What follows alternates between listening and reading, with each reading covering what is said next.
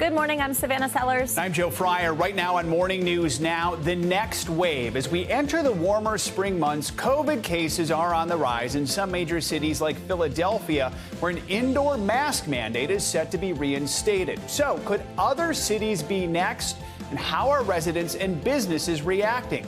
Plus, the latest on the outbreak in Shanghai and the ongoing lockdown there. And now the State Department is taking notice.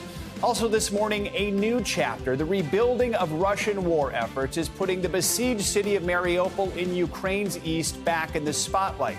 The city's mayor now estimating more than 10,000 civilians have been killed since the war began. The soldiers there brace for yet another assault. New intelligence raises the possibility of chemical weapons being used on people there. This as humanitarian and evacuation efforts continue for those desperately trying to flee the violence. We're live in Kyiv with the latest this morning. Head-to-head, a cerebellum stinging new study this morning. It shows more than half of the world's population experiences headaches in one form or another. Got some tips on how you can keep the pain at bay while researchers rack their brains to find us all some relief. And oh, baby, well, it's now Instagram official. Britney Spears is a mom-to-be again with a third child on the way. Her heartfelt and candid announcement on social media assuring fans she's indeed stronger than yesterday. Good to have you with us on this Tuesday. We do begin with the return of mask mandates. That's right. As COVID cases rise nationwide, one major city is bringing back that rule in hopes of slowing down the spread of the Omicron subvariant. NBC News correspondent Emily Aketa joins us now from Philadelphia with details on that new indoor mask mandate in effect there. Hey, Emily, good morning. Good morning to both of you. You know, it was just over a month ago that Philadelphia lifted its mask mandate. And even though hospitalizations and infections are relatively low here right now, it's the jump in cases that has city officials reversing course. This morning, Philadelphia is asking residents to mask up again indoors. Beginning next week, masks will be required in all public places, including schools and daycares. According to city officials, cases have surged more than 50% in the past 10 days, averaging 142 infections a day. Still, fewer than 50 people are currently hospitalized with the virus. Philly, the first major city to return to that pandemic precaution, going beyond what the CDC even recommends in communities with low transmission, which the city currently falls under. You see, like, you go inside restaurants anyway, and like bars and stuff, people weren't wearing it when the mandate was there. So I'm not sure the mandate really helps anything anymore. The Pennsylvania Restaurant and Lodging Association calling it a major blow to thousands of small businesses. With infections ticking up in nearly half the country, the White House's new COVID czar telling Savannah the federal mask mandate on planes, trains, and other public transit could also be extended again. It's on the table. Yeah, look, this is a CDC decision, and I think it is absolutely on the table. The current mandate, set to expire Monday, has faced pushback from airlines, who last month asked the Biden administration to end it. The highly contagious subvariant BA2 Omicron now accounting for 72% of new cases. But nationwide, new infections remain relatively low at about 29,000. And with hospitalizations and deaths still declining, public health experts say perspective is key. I don't think this is a moment where we have to be excessively concerned.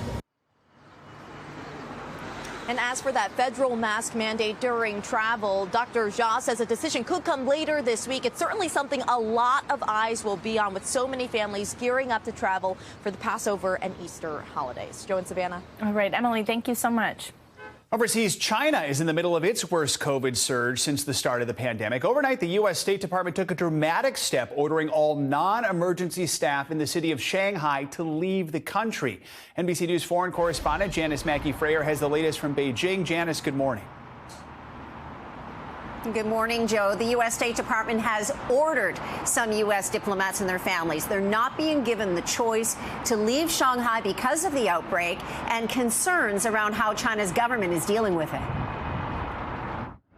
China's biggest city, Shanghai, remains eerily empty. 26 million people under a massive COVID lockdown, relying on government deliveries, and anger is soaring. Social media showing videos of protests over food and medicine, a supermarket ransacked. At a building where residents have been locked down for 2 weeks, they shout, "We only want supplies. Why are you beating people?" At night, the echoes of people crying out from their windows for help. With the Omicron variant surging here, China is tightening its strict zero-COVID rules to contain what is now the country's worst outbreak ever. Tens of thousands of asymptomatic people being corralled into mass quarantine centers. In some cases, children have been separated from their parents, triggering public outcry. American Josh Vaughn got swept up in the dragnet.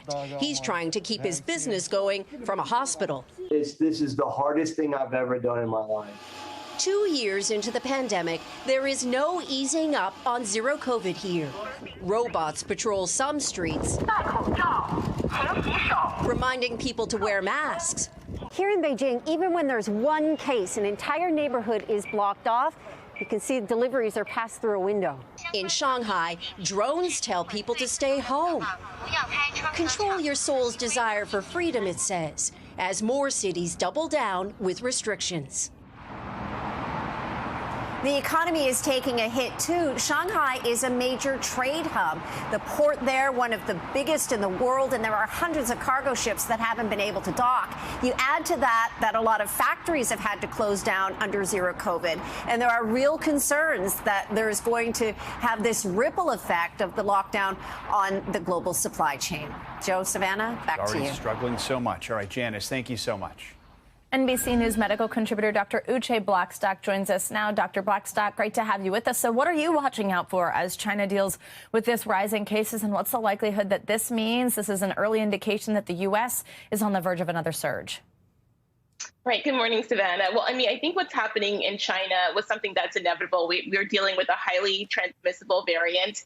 And I think that we know that COVID zero is really not a reality. So what they're going to have to do is find a way to keep transmission levels down, but also allow people to do, the daily functioning of their lives. I mean, they're going to need food. They're going to need to be able to get to appointments. The problem in China is that they have a vaccine that is not as effective as the mRNA vaccines that we have here. And they also have to vaccinate the elderly. I think what we're seeing here in the U.S. could be this, is the start of a surge. The question is, how big will this surge be? We still have some population immunity from the last Omicron wave, but we still need to get more people vaccinated and boosted. So that remains to be seen. And an important distinction there in terms of the vaccine in China versus here. Now, we also just saw, and Emily Arquette is reporting just a second ago in Philadelphia, that they're bringing back their mask mandate. People, of course, have spent the last 2 years wearing a mask in public. Restrictions loosen up. Everybody's sort of happy about that. And now these might be coming back in more places. How do you convince people at this point to put the mask back on? And how realistic is it that you think people will comply? Well, I think this is about really educating the public that, we're still in a pandemic. There still are going to be surges. And when there are surges, that may mean putting the mask back on, but it's not permanent. It's temporary. It's going to help save lives and reduce infections. And so I think that messaging clear, concise, transparent to the public is incredibly important. And Dr. Blackstock, as cases do start to rise here in the U.S., as we're seeing, there's, of course, still a huge part of the population who cannot even get the vaccine. That's kids under 5. What's your advice to parents of young kids right now, and when do you think that this group will be eligible? Yeah, so very frustrating. I mean, the data that we've had on both the Moderna and Pfizer vaccine 2 doses have been disappointing. Pfizer is testing a 3rd dose now. Moderna is testing a booster. And so maybe we could see this month, but I don't think people should be holding their breath. It could be May or June. Parents will need to make sure that everyone around their children are vaccinated. When you're in indoor public settings, keep your mask on to decrease the risk of being infected. I know it's frustrating for parents, but it's also important that the FDA gets it right. And when they approve that and authorize that vaccine, that it is effective for children. Absolutely. And Dr. Blackstock, also, as we talk about this next surge being this specific type of variant, what do you think, and where are we at with a variant-specific booster shot? Or do you think that that's not the right way to go? No, I think ultimately we'll need variant-specific boosters. The challenge is that they take months to develop. Okay, so it's not something that's going to happen overnight. And so the Omicron-specific vaccine is being worked on right now, but it probably won't be ready for months, maybe not until the fall. All right, Dr. Uche Blackstock, thank you so much. Now to the war in Ukraine. The Pentagon is monitoring a report that Russia may have used chemical weapons on civilians in the city of Mariupol. This as Ukrainian forces brace for intense fighting in the eastern part of the country. NBC News foreign correspondent Molly Hunter joins us now from Kyiv with the very latest. Molly, good morning. Joe, good morning to you. We're actually hearing from President Putin this morning. He's meeting with his very close ally, Belarus President Alexander Lukashenko. Putin says there is no doubt they will see success in this war. This comes as the focus shifts to the east and Ukrainian people are paying the price. Take a look. This morning, Russia shifting its strategy with likely deadly consequences. The UK government warning overnight that fighting in eastern Ukraine will intensify over the next 2 weeks as Russia continues to refocus. And the Pentagon says they're closely monitoring reports of possible chemical weapon use in the eastern city of Mariupol, saying we cannot confirm these reports. Russian leaders have shown in the past the brutality with which they conduct and prosecute their operations.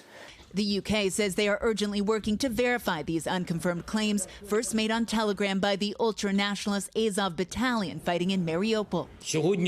Overnight, President Zelensky saying that Russia is preparing for a new stage of terror. And this comes as the fighting intensifies already in the east. The city of Kharkiv under constant attack in the last 24 hours, firefighters still searching for survivors. And here, around the capital of Kyiv, mounting evidence of war crimes. UN Women warning they're hearing more and more reports of sexual violence. In a first-hand account, 28-year-old Olena in Bucha tells us she was raped by a Russian soldier dressed in civilian clothes who had offered her medical care.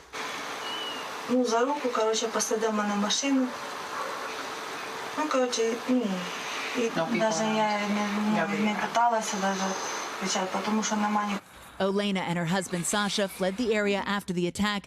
They walked in the middle of the night to a new neighborhood, which is where we meet them. Are you angry? Have you even had time to process?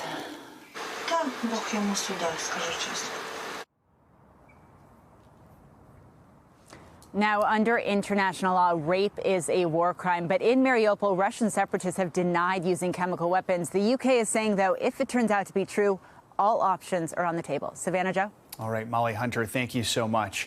Let's bring in Jameel Jaffer. He's the founder and executive director of the National Security Institute. He's also the former associate White House counsel to President George W. Bush. Good to have you with us. So let's start with those unconfirmed reports of a chemical attack by Russia in the war-torn city of Mariupol. The British and Australian governments are investigating. So if it turns out that Russia did use chemical agents in an attack, does that change the calculus for how America responds? Should it change the calculus? Well, Joe, it's a great question. You know, as Molly pointed out, the UK has indicated that all options are on the table. President Biden last week said that he would calibrate. There would be a NATO response, but he'd calibrate that response depending on what type of chemical weapons were used and what the use was. Look, I think there's no question that NATO has to respond to the use of chemical weapons in the heart of Europe, if in fact that's what happened here. It is hard to imagine a world in which chemical weapons are allowed to be used and there is not a significant response from NATO. And frankly, Joe, I think that response has got to be military. Yeah. So what exactly does that mean if it's military? I mean, look, it's got to be some sort of a offensive response to Russian forces that were involved in the use of chemical weapons, if in fact that's what happened here. We don't know, in fact, if chemical weapons were used, but if they were, you've got to take out those elements or respond to those in order to deter future use. Vladimir Putin responds to power. We haven't demonstrated the willingness to use a lot of power against Putin directly.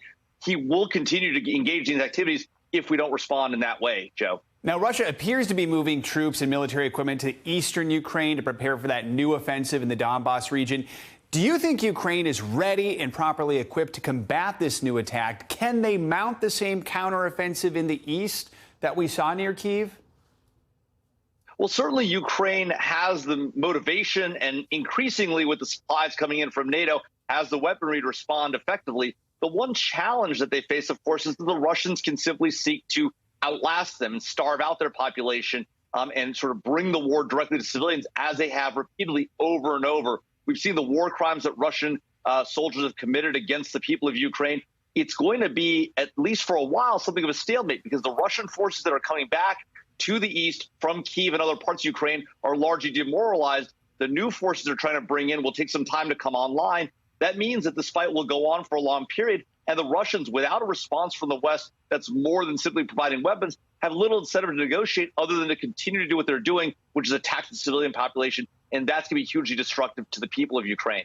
We know Russia has pulled out of Kyiv for now. We've heard this talk this week of maybe Russia trying to go back to Kyiv if it has more victories in the east. Does that seem like a realistic possibility to you, or would it be even harder this time around for Russia to try and succeed in taking Kyiv?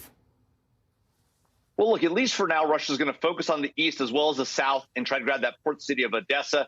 If they're successful there, there's no doubt in my mind that over time, Vladimir Putin will want to try and achieve more control over Ukraine. We saw this before with the 2013-2014 invasion of Crimea, and now we're seeing it here in the eastern parts of Ukraine. We saw him push to Kyiv unsuccessfully, but in order to regain his credibility at home, he's going to need to hold control over those eastern parts and Odessa, and then potentially make a move down the road. That could be weeks, months, years from now. But again, Putin responds to power. And the West to date has demonstrated that we're not willing to intervene aggressively enough to deter him. And so the question becomes, when will he do it, not whether.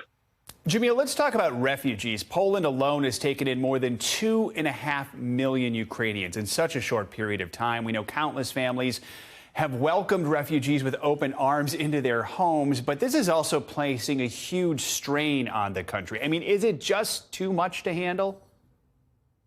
Well, you know, Poland has dealt with refugees for a long time, refugees coming out of the Syrian conflict and the like. And there have been political repercussions in Poland as a result of the refugee flows, as there has been across Europe. You know, we've got about 10 million displaced persons coming out of the Ukraine conflict, 6.5 million internally displaced, 4 roughly displaced outside of Ukraine, a huge chunk in Poland. That can have a destabilizing effect on the country. And while the Polish people are being very generous with their money and their time, as is their government, you know, the question becomes how long and how is the international community going to respond and provide support to nations like Poland that are straining under the refugee flows coming out of Ukraine? What's the most helpful thing right now? What is the best solution to try and ease the issues that Poland's dealing with? Well, you know, a lot of it can come from supplies and assistance to Poland directly. They're spending a lot of money and their own supplies to do this effort, undertake this, which is noble of them. But they can be backfilled by other states in Europe as well as the United States. That's going to have to be part of what the international community. And by the way, it's not just the Western coalition. The larger UN should get involved here and provide significant humanitarian assistance as they're beginning to do. They need to ramp that up very quickly. All right, Jameel Jaffer, thanks so much for joining us this morning. We appreciate your analysis. Now, this morning, former President Barack Obama is weighing in on the situation in Ukraine and Russian President Vladimir Putin in an exclusive interview with the Today Show's Al Roker. Here's some of that conversation. What you see happening now, is this the Vladimir Putin that you had to deal with? Putin has always been ruthless against his own people as well as others. He has always been somebody who's wrapped up in this twisted, distorted sense of grievance and ethnic nationalism. That part of Putin, I think, has always been there.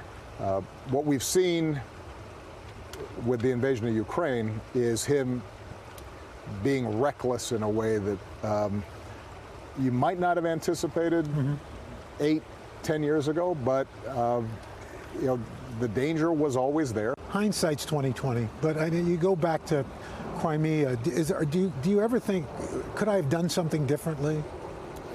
You know, the situations in each of these circumstances are different, but I think that what we're seeing consistently is a reminder of why it's so important for us to not take our own democracy for granted, why it's so important for us to stand for and ally ourselves with those who believe in freedom and independence, and I think that the current administration is doing what it needs to be doing. You can catch more of Al's interview, including Obama's views on Democratic prospects in the upcoming midterms, tonight on Nightly News. Let's get a check on your morning news now. Weather. Michelle Grossman is back with us this hour. Hey, Michelle. Hey there, guys, and we are going to track snow. So we're tracking feet of snow in the west, the Intermountain West, also the northern plains. We could see 30 inches of snow. And in fact, yesterday in Oregon, we saw the snow falling. Can you imagine in mid-April? This is Portland, where they recorded the first time ever seeing snow in April since they've ever recorded. That's since 1940. So schools were closed, trees came down. We have really gusty winds too. And in the northern plains, we're going to see winds gusting near 50 miles per hour. Looking at winter radar, I know I called it winter radar, even though it's spring. We are looking at the snow falling right now. Where you see the blue, the white is the heavier rainfall. Places like Bismarck could see 2 feet of snow along with those really gusty winds. So 3 million people impacted, even a blizzard warning. That's in purple. The pink is your winter storm warning. And that's not just today. It's tomorrow and also Thursday. We're going to continue to see the snow falling. So this is a snowfall forecast. When it's all said and done, this is going to be a good thing because we really need some moisture here. We're going to see locally 18 to 24 inches. Again, the highest elevations could see 30 inches of snow.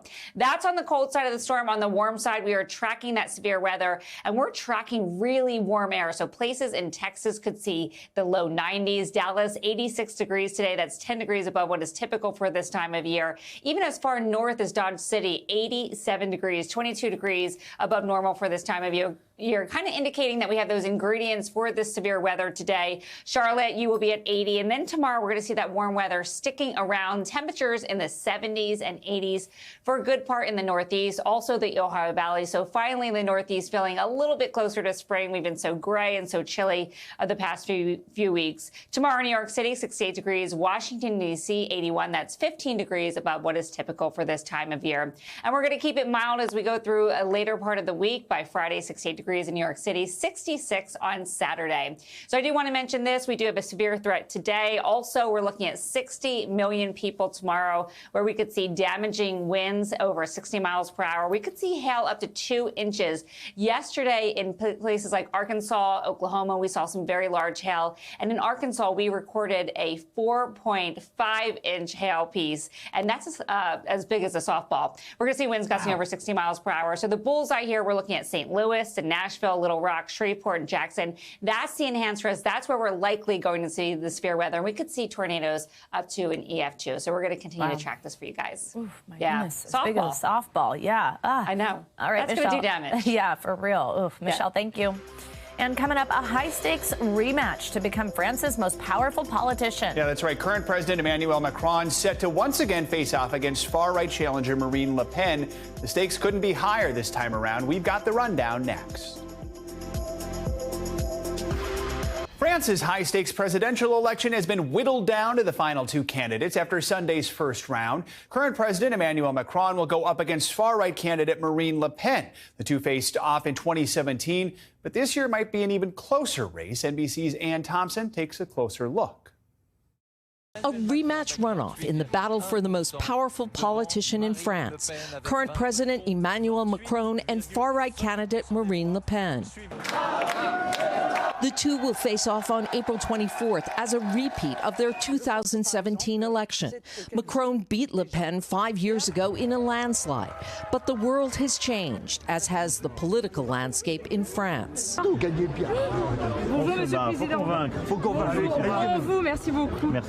Macron, who rose to power as an outsider, a candidate pushing for reform from the center, has dealt with yellow vest protests opposing his policies, a refugee crisis, and a pandemic during his time in office. His approval rating underwater for most of his presidency. And as with the United States, extreme right-wing policies have gone more mainstream. Ensemble, nous allons construire avec enthousiasme et conviction. Le Pen is known for her far-right stances, like restricting immigration and banning Muslim women from wearing headscarves in public. She's softened her image in an effort to appeal to a broader audience, though questions remain whether it's a true political shift or just a strategy. She is the daughter of a far-rightist, very far-rightist political leader. She has been bred in the far-right family, and I don't know why in her early 50s she would have changed. One French opinion poll says the race is a virtual dead heat. Le Pen surged in the polls late in the campaign as Macron has been focused on the war in Ukraine. But Le Pen has vulnerability on Russia as well. She's an admirer of Putin's and has threatened to leave NATO. This year, though, she's focused on addressing the rising cost of living. They are facing a high inflation and they are worried about their purchasing power. And the far-right candidate, Marine Le Pen, she got it. And I'm not sure that Emmanuel Macron got it also. Our thanks to Ann Thompson for that report. Coming up, we're going to take you to Georgia. The state's most populous county is without a permanent election director. And with less than 2 months to go before a crucial gubernatorial primary, we'll take a closer look at how the fallout from 2020 is impacting this year's races. That's next. Georgia was at the center of the presidential election in 2020, and a lot of focus will be on that state again for this year's midterms, which include a competitive race for governor. And while the first primary election is just 6 weeks away, Georgia's most populous county, Fulton, does not have a permanent person in place to lead the county's election. NBC News correspondent Blaine Alexander joins us now from Atlanta with more on this. Hey, Blaine, good to see you. So tell us, what is going on in Fulton County? Why don't they have a head of elections there?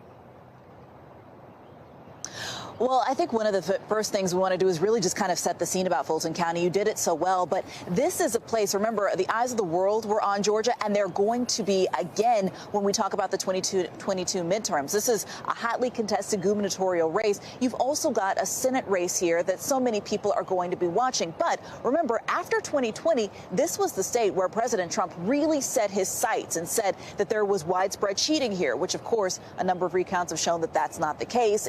He lost the state to President Joe Biden, but a lot of controversy around Georgia and specifically Fulton County. So the person who formerly led the elections, his name is Richard Barron, he and a lot of his staff members received phone calls, received threats. Here's a little bit about what he told me that they had to deal with in those months following the election. Regularly, we would get calls about motorcycle gangs coming to kill everyone in the office, asking us if they'd arrived, saying, well, they'll be there within the hour.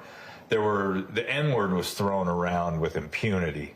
I mean, there were people that had absolutely, Trump gave them a license to just say whatever racist, ugly racist thoughts they had. And these were calls that were just coming into the actual office, the elections office. They were coming in, yeah, through our call center. Some people were getting them on their voicemails. So that's what you heard Richard Barron there talking about, that he and his colleagues faced. And he says that he's still getting threats some 18 months after that election, guys. So, Blaine, let's talk about the job search. And there's part of the answer, I think, is in the soundbite you just played. But how difficult has it been finding a new position to fill the election director vacancy in Fulton County? So right now they have an interim, somebody who is going to be in place and will likely be in place on May 24th. That's when the primary happens here in Georgia. But they've restarted this search. I just spoke with a county official who says they're essentially reopening the search. They had somebody who was named as the lone finalist. That person, just a few hours after being announced, withdrew their name from candidacy. So now they're essentially back at square one. I spoke with the commission chairman here in Fulton County. He's seen a number of searches like this and says it's never been this difficult. Take a look. Knew that we would continue to have a target on our back, which we do. Do you think that that target is making it hard to find somebody to fill this position? I really do. There's your personal reputation at stake here. If things go awry, and I don't think they will, but if you're not here, you don't know that. So you're looking at Fulton County and you follow the news, all of the scrutiny that's going on about Fulton County. That's number one. Number two, staff members were threatened after 2020 and during 2020, and it'll heat up again. So again, that was Fulton County Commission Chairman Rob Pitts, and he talked about the fact that this is a difficult search. He also talked about the fact that morale for so many workers is low, that he and Rick Barron, he said that they've kind of tried to talk to workers, not just about these threats, but there are a number of open records requests that keep coming in, with people wanting to comb through different pieces from the 2020 election. That takes away time, that takes away resources and energy that they could and should be devoting to getting ready for the upcoming election, guys. All right, Blaine, important reporting. We will have our eyes there for the next few weeks. Thank you so much. And now we've got some breaking news on the economy this morning, the latest read on inflation for the month of March. Yeah, CNBC's Bertha Coombs is with us to break down the numbers. Bertha, good morning. Hey, good morning, Joe and Savannah. The headline numbers are certainly worse than expected, up 1.2% from February to March. That's the highest inflationary read on consumer prices since 2005. And year over year, the headline number is an increase of 8.5%. That's the highest since December of 1981. But beneath those headlines, we're seeing a little bit of a moderation trend. A lot of this really coming because of fuel prices. Gasoline prices are up year over year about 48%. They saw another double-digit increase last month. I don't need to tell you that if you've been filling up at the pump. And the White House is moving hard to try to find ways to combat that, as our state governments to try to maybe pull back on taxes to try to ease that per gallon price. But when you take out food, in March, we saw the prices up 0.3%. That's a little bit less than expected. Food and energy, you take that out, other prices seem to be moderating. When you take out the core inflation year over year, also a little bit less. One of the things where we're seeing moderation, used car and truck prices, they fell for the second consecutive month. So maybe starting to see a little bit of leveling off there. All right, Bertha Coombs, thank you so much for that breaking news. And coming up, a busy summer travel season is at our doorstep. So why are some airlines cutting back on flights? We'll tell you might be harder to book a flight after the break. A new study shows more than half of the world's population is affected by headaches in one form or another. Now, researchers are working to understand what's causing that pain and how to bring you some relief. Those stories and more next. Demand for travel is roaring back, but many airlines are struggling to keep up. It's getting so bad, some carriers are being forced to reduce their flight schedules just as the busy summer travel season gets ready to take off. NBC News senior national correspondent Carrie Sanders is at Fort Lauderdale Hollywood International Airport with more. Carrie, good morning. Well, good morning, Joe. Look, FlightAware right now is reporting more than 3,000 flights that are delayed, 106 that are canceled. Now, that's small compared to what we've seen in terms of cancellations over the past couple of weeks. But if you're on one of those flights that's canceled, it can feel as if that our nation's airline system is broken. The busy summer travel season is kicking off, but your flights might not be taking off. JetBlue cutting up to 10% of its flights through the summer. That's about 150 flights per day, following a tumultuous few weeks. In a memo obtained by CNBC, the airline blaming staffing shortages. The unprecedented cuts come as the aviation industry scrambles to hire pilots and flight attendants after numbers were significantly reduced during the pandemic. Over the next 8 years, U.S. airlines need to hire more than 14,000 pilots to keep pace with retirements and growing flight demands. Also needed flight attendants, with JetBlue even offering a $1,000 bonus for them to show up for work. Lynn Montgomery is with the union that represents flight attendants for JetBlue and Southwest. So the problem is technological update failures and also huge staffing issues, weather events where the communication breaks down, and flight attendants being left alongside customers and being stranded. JetBlue's president and COO acknowledging those frustrations, apologizing to staff, writing, "We are letting you and our customers down, and that is not consistent with what we stand for." Alaska Airlines recently said it would trim about 2% of its scheduled flights through the end of June, blaming too few pilots. For many airlines, their eyes were bigger than their stomach. they ended up scheduling more flights than they were actually able to operate. Airlines are required by law to give passengers a full refund when flights are canceled, but as travelers know all too well, that won't cover losses for things like hotels, rental cars, and prepaid excursions. Unfortunately, there is no law or regulation requiring the airline to make you whole for other expenses associated with the trip. Now, JetBlue believes, along with Alaska Airlines, that if they reduce the number of flights, which is, that's a business decision, it'll cost them some money, it will also allow them to keep up with the pace of those who want to fly, rather than having people show up at the airport with a ticket in hand saying, but wait a second, I've got a ticket, you're telling me I don't have a flight? And those cancellations have really raised the level of frustration. Joe, interestingly, United is also saying in the Newark International Airport specifically that they believe part of the problems there have resulted from the FAA failing to enforce its rules properly. And so they're now calling on the FAA to enforce their rules, which they then believe will allow for a smoother experience for passengers. Joe? Interesting. All right, Carrie Sanders. Thank you, Carrie. Now, this morning, a new study is putting the spotlight on our physical health, and it shows that headaches are impacting more than half of the world's population. So what can you do to keep headaches at bay? NBC senior consumer investigative correspondent Vicki Nguyen has some tips. Are you suffering from horrible headaches that just won't go away? New research shows you're not alone. According to a study published in the Journal of Headache and Pain, nearly 16% of the world's population suffers from a headache on any given day. And more than half of the population deals with a headache disorder every year. 26% report having a tension-type headache that causes mild to moderate pain, while 14% say they struggle with more intense migraines, which can cause severe pain. And nearly 5% say they deal with a headache for 15 or more days a month. Headaches are really prevalent. It is a big public health problem. Researchers say all types of headaches are more common in females than males, likely due to a difference in hormones. But more serious types of headaches, like migraines, are nearly twice as common in women than men. It's been really difficult living with them. 28-year-old Natalie Abrams says she had her first migraine in middle school. 2 years ago, she started getting them daily. You've been struggling with these headaches for 2 years now.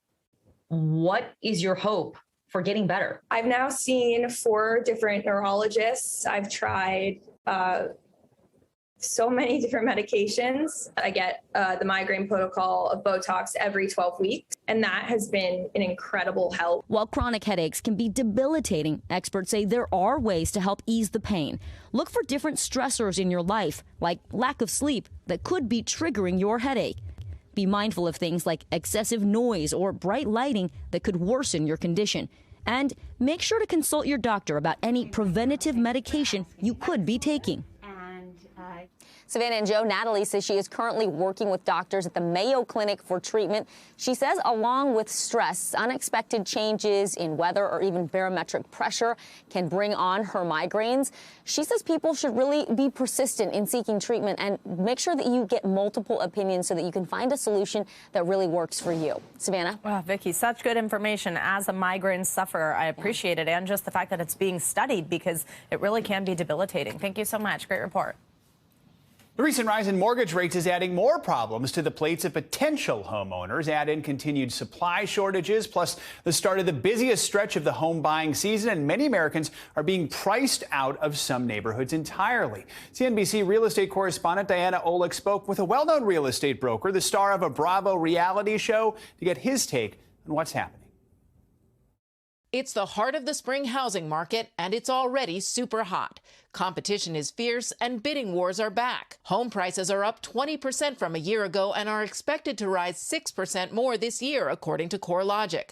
That's the biggest gain in 45 years. Prices are going up, and over the course of time, over the course of history, home prices, real estate prices always go up. Just in the last year alone, the typical home earned more in appreciation than the typical worker earned in their wages. Home prices are being fueled by a severe shortage of homes for sale. The number of listings set a record low in January, down 17% from a year ago, according to the realtors. And while more homes are now coming onto the market, it's not even close to enough given the strong demand. And mortgage rates are now rising sharply off their record lows, forcing buyers to dig deeper into their wallets. The average rate on the 30-year fixed is now around 5%, meaning the monthly payment on a $400,000 home is now over $250 more than it was a year ago. Especially now that home prices are rising the way that they are, down payments are also so expensive that just getting into home ownership is a much bigger hurdle for a lot of households to overcome than it has been in the past. The few homes on the market are selling at record speed, with most homes going under contract within 2 weeks of being listed. Cashing in on all of this is Serhant, a new brokerage disrupting the industry. It's owned and operated by real estate agent and $1 Million Listing New York star Ryan Serhant. His advice for buyers feeling priced out? Suck it up. Like, what do we say to people who live in parts of Brooklyn for the last 50 years who also feel priced out? If you can't afford the house you wanted, buy a less expensive house. Try other neighborhoods. There's other places you can go. Serhant left Nest Seekers to launch his own brokerage during the height of the pandemic, when New York City fell into a real estate ice age. And I just realized I didn't want to die doing what got me here. Like, I want to die doing whatever's going to get me there, wherever there might be. And I'd rather regret the things I did than the things I never tried. Wow.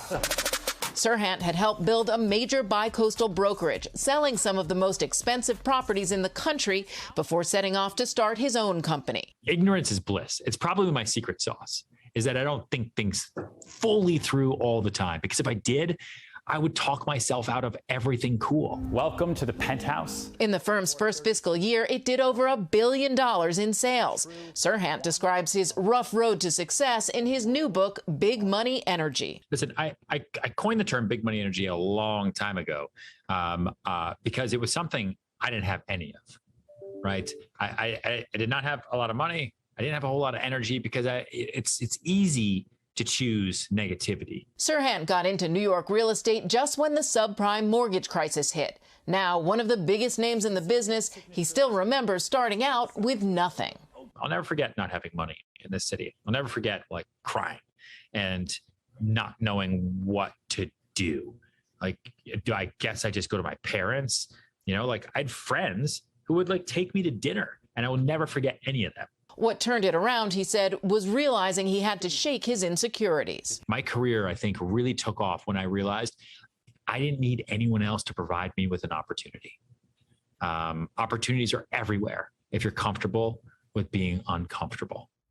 As we all know, with real estate, location is the most important factor. Experts say four of the top 5 hottest housing markets are in California right now, while 2 of the least competitive markets are in Wisconsin. All right, coming up on Morning News Now, all the highlights from a rip-roaring CMT Awards that brought Nashville to its feet. Plus, the Instagram announcement that, broke the internet yesterday. Britney is pregnant again. Her candid and vulnerable message to fans after this. Music City lived up to its name last night as some of country music's biggest stars gathered in Nashville for the CMT Awards. There were long-awaited reunions, star-studded collaborations, and massive performances so exciting, even storms could not stop the show. This is the 2022 CMT Music Awards. It was a night of supersized country performances at the award show where the fans picked the winners. We are turned up in here. Co-hosting the evening, actor Anthony Mackie joined in person by Kane Brown, who stepped in after Kelsey Ballerini tested positive for COVID. Is this thing on? Hey, are you sure you're really sick? Because you look amazing. Ballerini did join the award show from home, even performing live from her backyard. Kicking off the night, Keith Urban giving fans a treat, performing at the show for the first time in 7 years. Carrie Underwood gave a jaw-dropping and gravity-defying performance. The superstar also added 2 more CMT trophies to her collection, a total of 25, more than any other artist. Country darling Miranda Lambert rocked the room coming off her big win. Fan favorite Little Big Town gave not 1, but 2 powerful performances. It was a family affair decades in the making, with the Judds reuniting for their first TV performance in more than 20 years. There was a lot of country with a little rock and roll, with a crossover performance from Jason Aldean and legend Bryan Adams.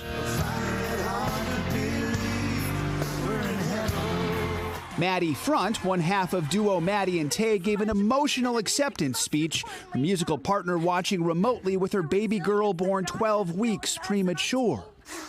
I missed you. I can't do this without you. A little Tennessee rain could not put a damper on things. Let's be very happy none of our outdoor performers got electrocuted tonight, huh? Even the presenters list was packed with star power, but it's Cody Johnson who may have summed up the night best. Long live country music. Are you with me? Now, there were too many big moments for us to include all of them in that little package there, but Kenny Chesney closed out the award show with a rocking performance, and several artists even debuted new music throughout the night. Love it. Big country music fan here. All right, now we've got big news from pop star Britney Spears. She announced on Monday that she and her fiancé, Sam Asghari, are expecting a baby. Today, anchor Chanel Jones has the details. Pop icon Britney Spears says she is expecting her 3rd child, announcing her pregnancy in a lengthy Instagram post, writing in part, "So I got a pregnancy test and, well, I'm having a baby." She describes her confusion after she says she gained weight, thinking, geez, what happened to my stomach? Recalling her fiance, Sam Asghari, said she was, quote, food pregnant, only to find it was the real thing.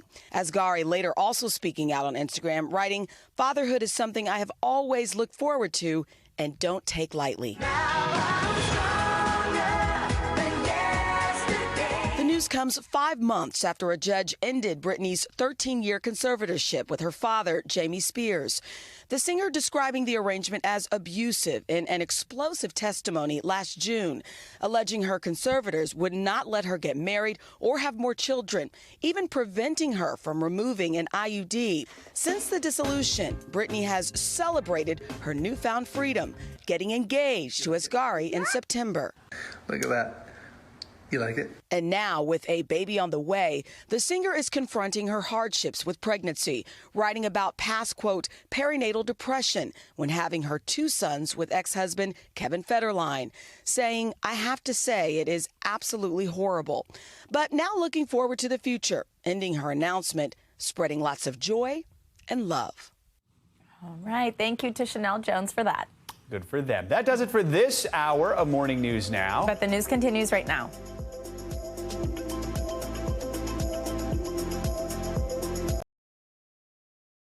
Thanks for watching our YouTube channel. Follow today's top stories and breaking news by downloading the NBC News app.